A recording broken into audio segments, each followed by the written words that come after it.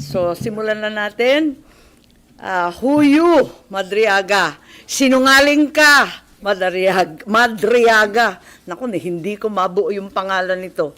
At ang lahat ng gustong marinig at pakinabangan ng mga kasinungalingan mo ay may naghihintay na kwarto sa impyerno. Ako, bilang senador at kapatid ni Bonget, 10 ng mga tunay na nakakaalam ng pangyayari ay may moral na pananagutan na pabulaan at itama ang nakakasukang kasinungalingan ni Madriaga. Inuulit ko, sinungaling ka, Madriaga, at hindi ako papayag na gamitin mo at ng mga kasamahan mo ang oras, ang espasyo, ang dignidad ng kahit na anong opisina o sangay ng gobyerno. Isasalaysay ko ang mga pangyayari noong 2021, ang tunay na pagbuo ng unit team. Maraming nagtatanong, maraming naghahaka-haka, higit sa lahat, may nagsisinungaling diyan sa Kongreso. So unang-una, no such thing as yung mga term, ano ba yan? Paghahati ng term, ano ba yun? Sinabi na meron daw alyansa and magte-term sharing. Nako, talaga naman kasinungalingan yan. Okay, na next slide na tayo. Ang unang pagtitipon at pag-uusap tungkol sa Vice Presidency noong May 29, 2 days before the birthday of our VP then. Nag-lunch date kami sa Primus Bistro sa Davao. Naalala ko pa kasi bago eh. Tapos, first time na nag-usap ng matagal-tagal si Bongbong at si Inday Sara. Tapos nag-greet kami at syempre nagpahaging kami na kung maaari si Bongbong na ang maging VP ni Inday Sara. Kasi alam naman natin na mamayagpag sa lahat ng survey si VP noon, Mayor Inday siya, bilang presidential bet. Ika nga, walk-over sana. Kasi nakaupo pa yung tatay niya at napaka-popular niya mismo. Ngunit nung August 5, maalala ninyo, sinabi ng PDP Laban, ine-endorso si Bongo and Rodrigo Duterte as VP. Yun ang official statement. Pero ang walang hiyang Madriaga na yan, ang sabi a few months before November 21, nakumbinsi ni Bongbong si PRRD na si Inday ang maging VP sa kanya. Hindi ko talaga maintindihan ang pinagsasabi niyan. Maliwanag na ang PDP may sariling lakad, may sariling mga kandidato, hinding-hindi si Bongbong. Nag-umpisa kami mag-usap-usap sa isang GC noong September 7. Nag-uusap na kami, pero nag-decide ako, mag-GC na tayo. At sa awa ng Diyos, kahapon, sa yamot ko, sa inis ko, dyan sa sinungaling na yan, na hanap ko ang aking lumang cellphone, andito.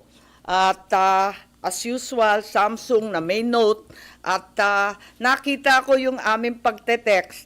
Yan, nabuo ang isang grupo kasama ng ilang kamag-anak, na kamag-anak rin ni Inday, kamag-anak rin namin. Makikita nyo, September 8, dineklara na Go Duterte na ang standard bearer. Walang Bongbong, walang Sara. Ang sinungaling talaga. Pagkatapos, September 10, sabi nga, duda na si Presidente o si Sara ay tatakbo.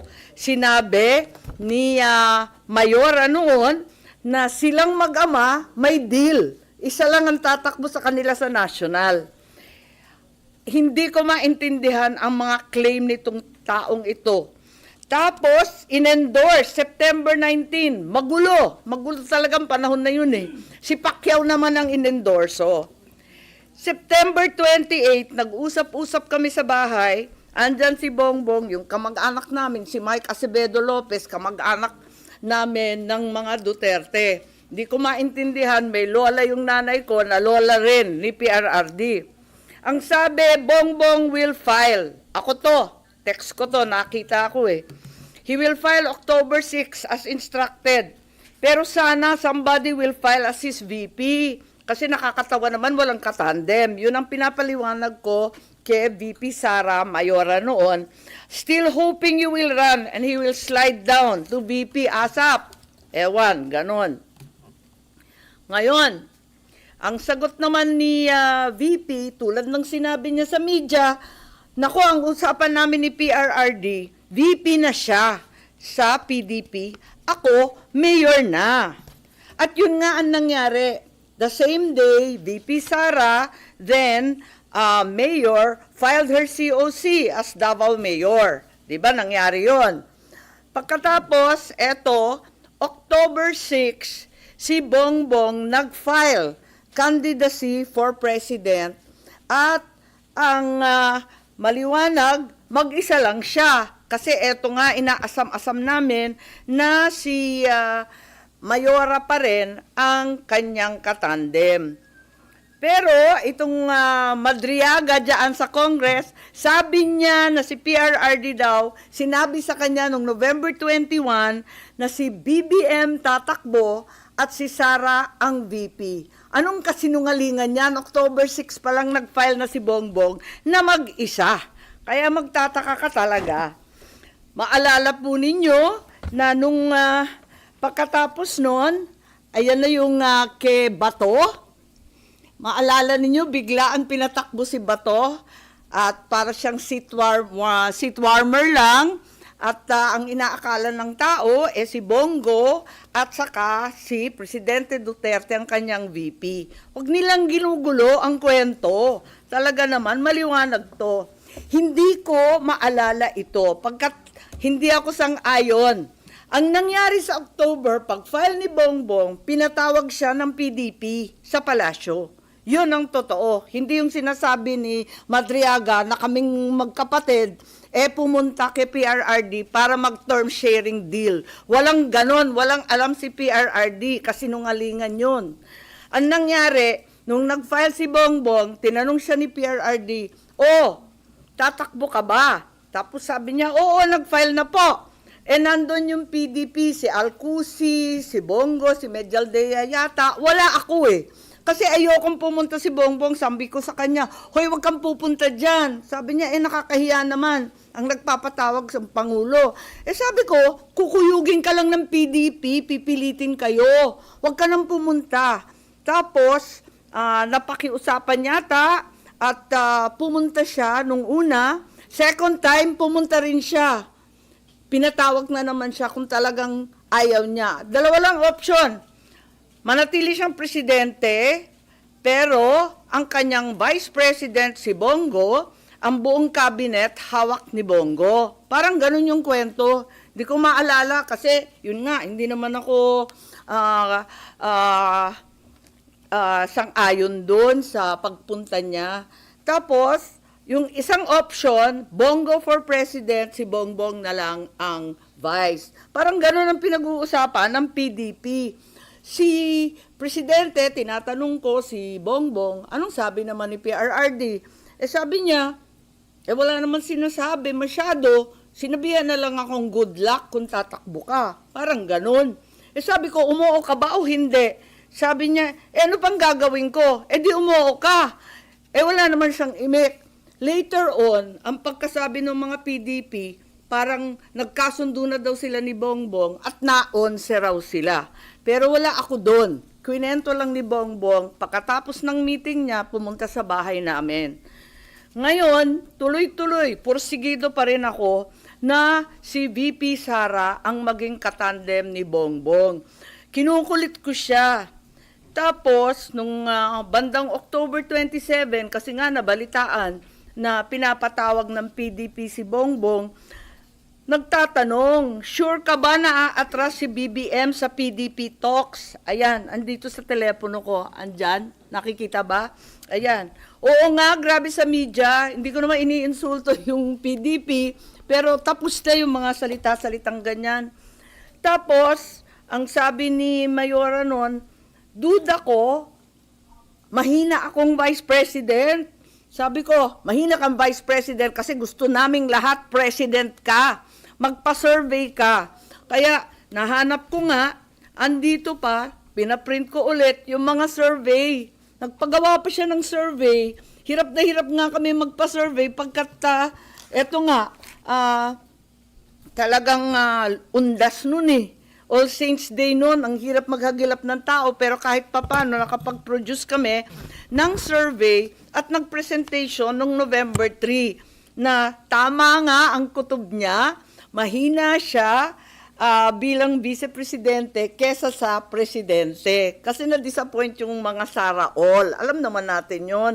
Pero sabi ko, malakas ka pa rin, walang tatalo sa'yo. At yun, panay ang usap namin kung anong gagawin, kung anong dapat.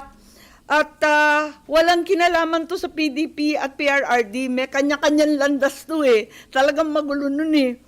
Makita ninyo, November 9, si Mayora nag-withdraw from the mayoralty race. Baste replaced her. So hindi ko alam yung mga November 21 ng Madriaga na yan. Pagkatapos noon, makita ninyo ang ating vice-presidente nag-resign sa hugpong. Ayun, November 10 din yan. Tapos, noong November 11, sa isang kasal ng anak ni Senator Revilla, si Inday Sara sumali sa Lakas CMD para meron na siyang national party. Naghahanda na siya. Ayun. Pagkatapos niyan, nag-happy birthday na naman siya sa GC, ano? Happy birthday, Senator Amy. Many, many happy returns. Tapos, tinatanong ako sa telepono, ano naman ang birthday wish mo? Eh sabi ko, birthday wish ko, same as last year, Inday for President. So, hanggang sa dulo talaga, pinagpipilitan namin na siya talaga. Ayun. Tapos, November 12, ang liwanag naman ng statement ng aking kapatid, no to possible term sharing. Kaya tumigil ang mga nagchichismis ng kalokohan. Bakit magti-term sharing? Pinipilit nga namin na yung buong term, ang pagiging Pangulo, para kay Inday. Makikihati pa siya. Saan naman kalokohan ng galing yon? This is not a good formula for stability. Tama yon. And the reason why 6 years is there is for the policies of government to continue. Ayan continue. And if we change government, magkakagulo. Ayan. Yan ang statement ni Bongbong, November 12. So, hindi ko maintindihan saan nagmula yan term sharing na kabulastugan na yan. November 13 pa, Go takes over as PDP laban presidential candidate. Talagang walang kinalaman sa PDP, walang alam ang dating Pangulo. Ayan, November 14, very publicly, pikon na pikon si Presidente at hindi niya alam ang pangyayari. Kasalanan po namin yon. Sara did not consult him on her 2022 plans. Sasabihin ko ang rason, di ako makasuporta. Ayan, binabanatan na naman niya. Kita naman natin November 14 na yan. Ewan ko kung saan yung kasunduan na pinagsasabi na kinumbinsi ni Bongbong o kinumbinsi si Bongbong, pati yung sinungaling, nagkabulbul na. I'm sure yung pagtakbo, desisyon ni na Bongbong. Totoo naman, ang kulit-kulit kaya namin. Tapos, November 16, sabi ni Nograles, wala nang Duterte go. November 16 din, talagang nag-iisip na kami ng kampanya kasi pumila na eh. So doon sa group chat, makikita ninyo, I like unity, power tandem yan. Sabi ko, uniteam. Tapos sabi, only team. Okay, ilabas ko na to. Uniteam na tayo. At doon nagmula yung uniteam, November 16. Okay? So, hindi ko maintindihan yung November 21, nangangampanya na by November 21. Nako. Pero, hindi pa rin napapawi ang galit ni PRRD, November 18, bumabanat pa rin kay Bongbong. Asan ang pagkakasundo dyan? Tapos tuloy-tuloy na po, November 21, nasa Davao, nasa Mindanao, November 25, tuloy-tuloy na yung mga partido na sumapi. At finally, matagal to December 14, tsaka lang nag-withdraw at umatras si Bongo bilang presidente. Kaya gusto ko lang itweet itong mga kabuktutan na mga ito at sasabihin ko lang na pawang kasinungalingan ang pinagbibitaw ng Madriagang yan. Kung meron mang itinuro ang kasaysayan sa isang Marcos katulad ko, yun ay maging tapat sa bayan at sa iyong prinsipyo. Hindi nila kayang sirain si Inday dahil hindi siya gumawa ng ikasisira ng kanyang pangalan. Kaya gagamit sila ng taong wasak na ang pagkatao para subukan wasakin din ang vice-presidente. Oo, inaamin ko, ginamit ako at naging kasangkapan ng isang gobyernong taliwas ang pamumuno sa uri ng serbisyong bayang iminulat sa akin ng aking ama. Ito ang gobyernong nangako na pagpapatuloy ng nasimula ni PRRD, ni Presidente Rodrigo Roa Duterte, ngunit naging simula ng pagbagsak ng ating bansa. Kahit kailan, hindi ko kinonsinti at wala akong balak konsintihin ang kapatid ko. At kahit kailan, hindi rin naman ako tatahimik. Hindi ko hahayaang harap-harapan magsinungaling ang isang tao para matupad ang ambisyon ng iilan at tuluyang mailibing ang ating bayan. Sa korupsyon, sa kasakiman, sa walang saysay na pamumulitika, kahit ngayon sa harap ng malupit na krisis. Bongbong, Pangulong Marcos, alam mo ang katotohanan. Andun ka, magkasama tayo. Kung hindi mo ito ipinag-uutos, walang dahilan para hindi mo itama ang kasinungalingan na ito. Huwag mong konsintihin ang mga politikong ginagamit ang sinungaling na si Madriaga. Yun lang po. Pero kilala niyo si Madriaga na talagang tao ni VP Sara? Huhi! Sino ba yun? Hindi siya kilala. Pero ma'am, doon sa ginawa niyo ngayon na press con, di ba possible na umakyat dito sa Senate yung impeachment case? Hindi kaya ma-question na yung inyong pagiging impeachment judge? Ang totoo, hindi ko maintindihan kung anong koneksyon dito sa impeachment case. Ang sinasabi ko lang, yung katotohanan tungkol sa mga pangyayari noong 2021 na walang kinalaman sa impeachment. Mananatiling akong juror at judge at pakikinggan ko yung ebidensya nila. Pero sa aking tingin, wala naman tong koneksyon at hindi naman yata bawal magsabi ng totoo.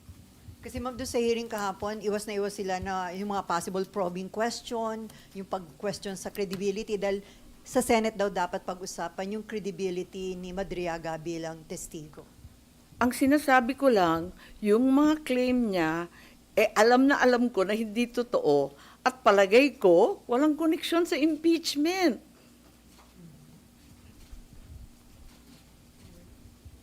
Ilag na ilag rin ako katulad ng ibang senador na mag-comment whether pro or con. Pero sa mga linathala, itong mga impormasyon niya tungkol sa term sharing, tungkol sa kasunduan, tungkol sa pag-uusap at meeting-meeting. Alam ko kasi yan hindi naman totoo. So ma'am, do you think sinong gumagamit kay Madriaga para gawin yung sabi niyo nga pagsisinungaling? Hindi ko alam, maraming ambisyoso ngayon. Maraming buhayang malaya pa rin. So pwedeng may connection sa 2028 yung ginagawang pagsisinungaling Madriaga? Marahil. Yes? Ma'am, but in racing, yun pong mga, sabi nyo nga po, truth, na hindi totoo yung sinasabi ni Madriaga. Are you also questioning his credibility bilang witness doon sa impeachment hearing?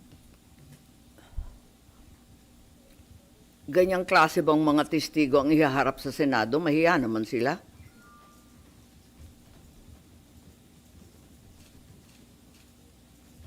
But yung kahapon po na hearing, yun nga po as mentioned earlier, iwas po yung mga congressman daw na pag-usapan yung credibility. Meron pa pong na-strike off the record ng mga comments about credibility of Madriaga. Do you agree with that, ma'am? Pasensya, hindi ko napakinggan yung hearing kahapon dahil may hearing rin tayo dito yung tungkol sa Roblox, di ba? At naghahanap nga ako ng IME solution na matapos na kasi mga kabataan na nakasalalay dun eh. Pero yun nga, binalita sa akin na kung ano-anong claim, dinawit pa yung pangalan ko, dinamay pa kami na hindi naman totoo. Eh talagang kinailangan talaga na tuwirin itong kabuktutan. Yes.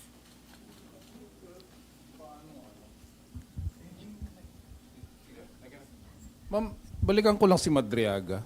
Kasi kahapon nagpakita sila ng mga series of pictures and even videos na talagang kung titingnan mo, kasama siya sa inner circle ni Vice President before, during, and after. Pasensya, hindi na ko manalo. nakita. Tulad ng sinabi ko kanina, unang-una, may hearing ako, marami tayong trabaho dito sa Senado. Ikalawa, nayamot na ako nung kung ano-ano ang pinagsasabi tungkol sa akin Hindi ko nakita sa madaling sabi.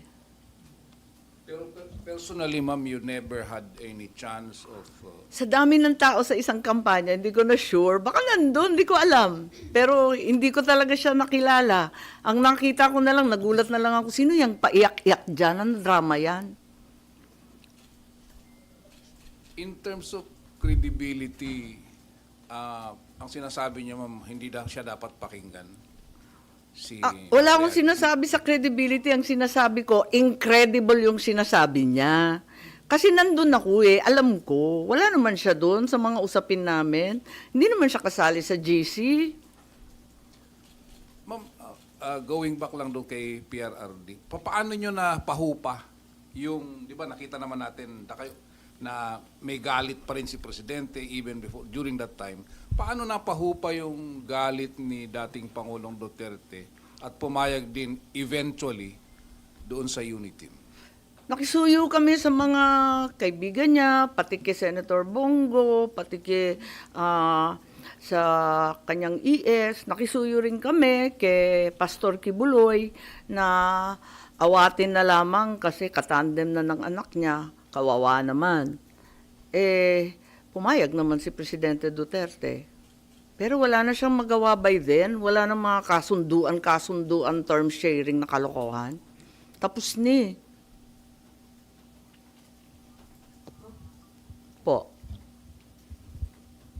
Isa rin sa na-mention ni Madriaga, yun daw confidential fund ni BP Sara, hindi in 11 days but in 24 hours na 18 hours, di ba? How do you find that statement? Di ko alam, tulad ng sinabi ko, talagang hindi ko naman pinakinggan ng buo, nabalita lang sa akin na binanggit ako. Hindi ko pa nakikita yung iba niyang sinabi. So wala kayong prejudgment sa kanyang credibility, dun lang Doon lang talaga, doon sa term sharing. tungkol sa akin. Kasi klarong-klaro talaga sa akin. Ang liwa-liwanag, Nahanap ko pa yung telepono, andito pa yung mga survey na tira-tira. Naku, talaga naman. Babalik ta rin niya lahat yan. So you're appealing to PBBM na sana kung hindi siyang nasa likod nito, itama niya yung kasinungalingan na yun ni Madriaga. Oo, kasi magkasama kami. Alam niya yung totoo. Are you expecting him to say something about that, ma'am? Sana. Ma'am, doon sa FB mo recently, parang sabi mo may mga nananawagan sa iyo na sana ilabas yung medical bulletin o tunay na kalagayan ng kalusugan ng Pangulo. Pero after that, parang the same day yata, nagpakita si Presidente, nag-jogging, nag-jumping jack, and then mga challenge pa niya yung mga tao na nagsasabing may sakit siya na sumama sa kanyang mag-gym at magbuhat. Hindi kami nagkikita, tama yon. Kaya ang dami nangungulit sa akin. Oy, pagtapat na ninyo yung nangyayari kay Presidente. Sabi ko, sa kasamaan pala, di naman kami nagkikita. Mukhang 1 taon ni. Kaya hindi ko masasabi. At wala naman doktor na humaharap at nagtatapat ng medical bulletin. Ang alam ko, yung alam din ninyo.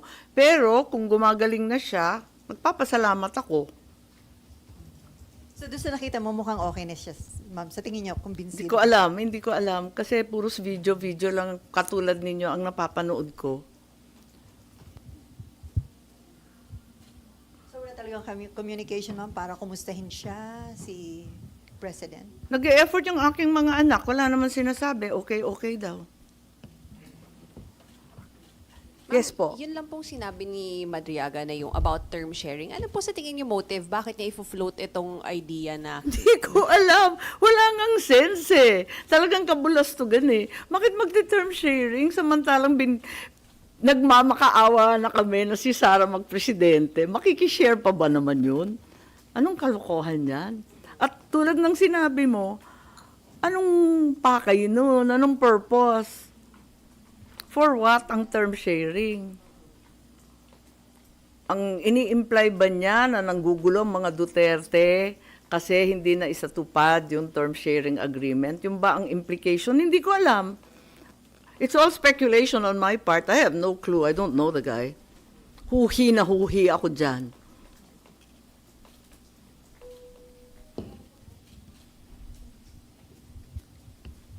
Ma'am, with the questionable statements of Madriaga, do you think dapat i-strike off muna sa records yung mga statements niya and check muna yung credibility niya? Kasi nabanggit niya na nakakahiya naman kung ito yung testigo na iyaharap sa Senado. Matagal ako sa Congress at alam ko maraming magaling dyan.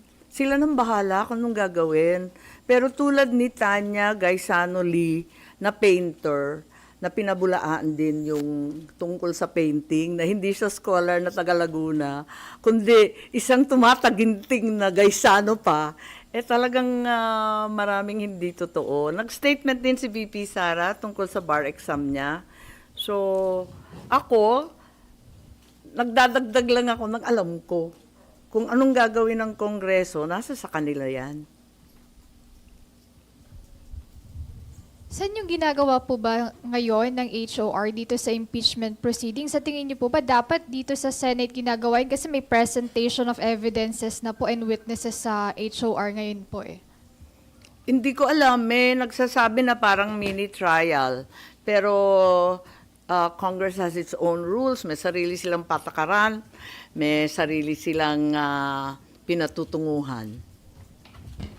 So ma'am, kapag umakyat dito sa Senate yung impeachment case against BP Sara, pagdating sa punto na yun, iko-confront nyo si Madriaga? Hindi ko masasabi yun kasi talagang hindi ko pa rin masalat kung paano yung connection sa impeachment nito eh.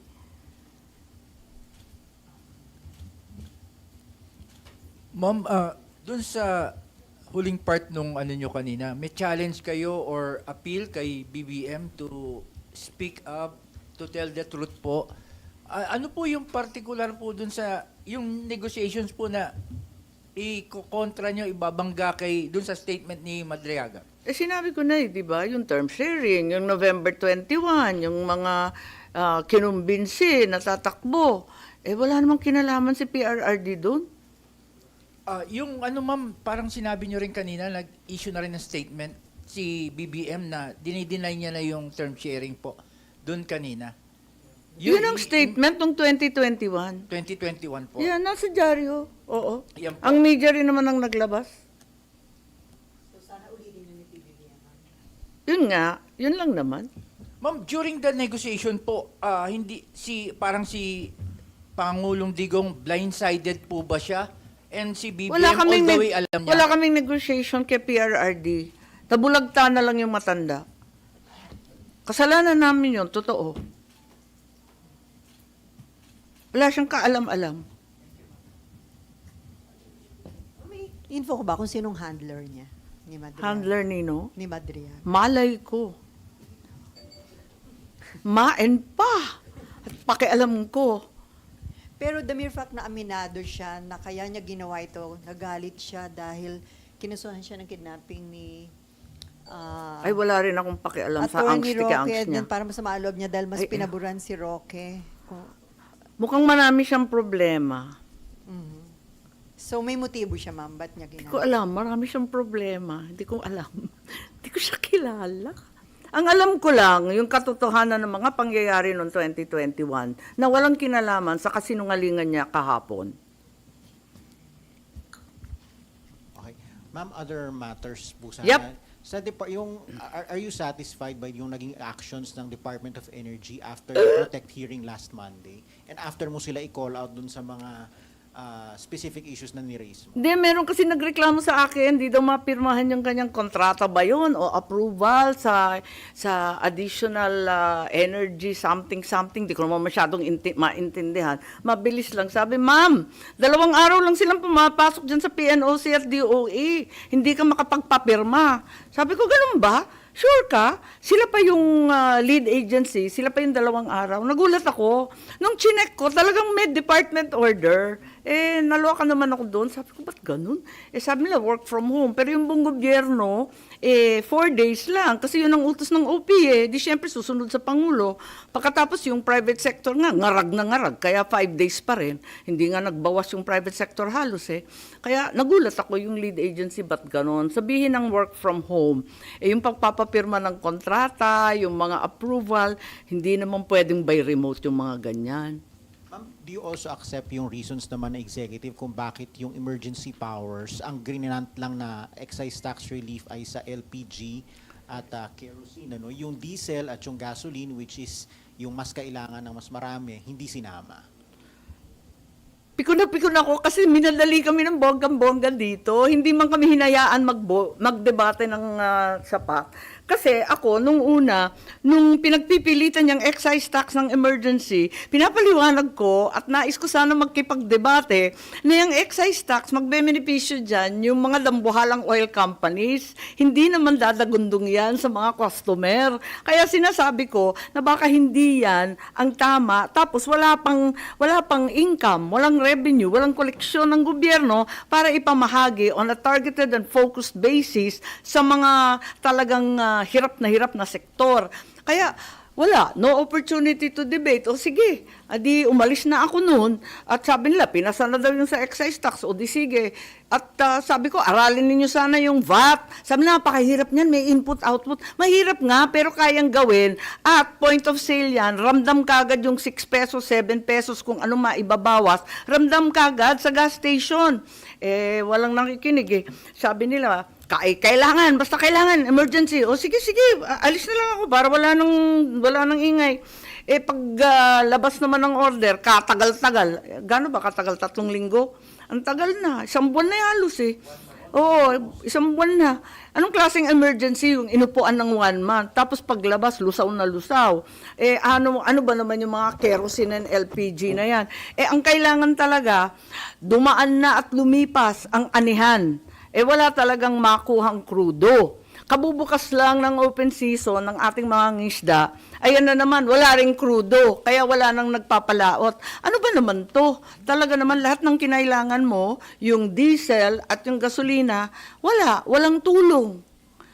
Parang napabulaanan rin tayo dyan sa excise tax and VAT Hindi totoong tax exemption to Parang dating yung concern nila, yung magiging foregone revenue, para nag-iingat. Yun nga, naintindihan ko, ingat na ingat sa foregone revenue kasi nga wala ngang koleksyon. Pero, ganun pa man, hindi ko maintindihan, pinagmamalaki nila pa ulit-ulit, 238 billion ang remainder balance from 2025 GAA and 2026 we can free up. May presidential assistance, may DSWD, may DA, blah, blah, blah. Pwedeng EFLR, pwedeng ganito. Basta tumataginting na 238 billion ang sinasabi. May pera pala kayo Ba't kayo abalang-abala? Kukunti lang naman yung VAT na yan. Kung 3 buwan lang, sabihin natin. At yung excise tax, hindi naman zero. Bawasan man lang, konting tulong lang sa tao, sa magsasaka, sa mangingisda, sa transport sector, yung mga tricycle. Ang dami pala ninyong pera, ba't yan lang muna ang ipamahagi? At kung talagang taghirap, di magtiis-tiis tayo sa konting koleksyon. As a matter of fact, ako na rin yung pasimuno na nagsasabi, yung threshold para sa income tax nitong April, taasan. Masyado naman mababa yung 200,000 sa presyong ganito ng pagkain at gasolina. Taasan sa 500, yung mga bonuses. Ganun din, pati yung 13-month pay. Pwede ba taasan ta 200,000 para makahinga ng konti yung tao? Nag-file rin ako na wag nang bawasan ng sweldo. Wag nang tanggalin yung mga GSIS, SSS, PhilHealth, Pag-ibig. Awa naman ng Diyos. Hirap na ang tataas ng presyo.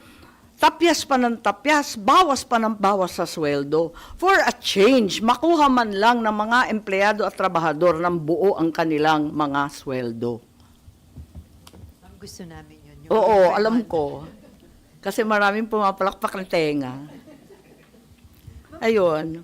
Ma'am, kahit may panawagan kayo na direkta ng mag-order tayo, mag-purchase ng oil sa Russia, pero still, according to Energy Secretary Garin, nakipag-coordinate siya sa DFA para i-request na magkaroon ng another window or extension doon sa sanction waiver. Kaibigan ko si Sharon pero hindi ko siya gets ha, promise ha.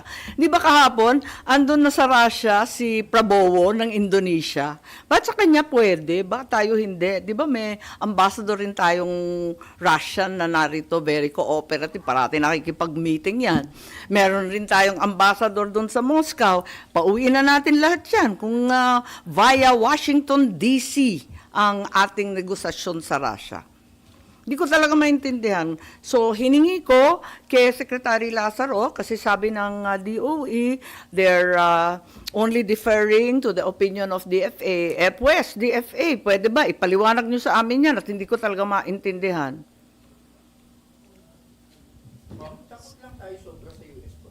Hindi ko alam sa kanila. So, ang implication nun, mas magiging... Pero hindi matagal- tayo takot mabomba. Halabira pa rin ang EDCA.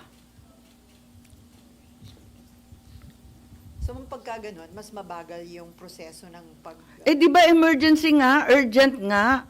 Di ba? Sabi nga sa Jensan, sa Zamboanga, wala na, patay na ang industriya ng commercial and even municipal fishing. Wala na sa 1 linggo.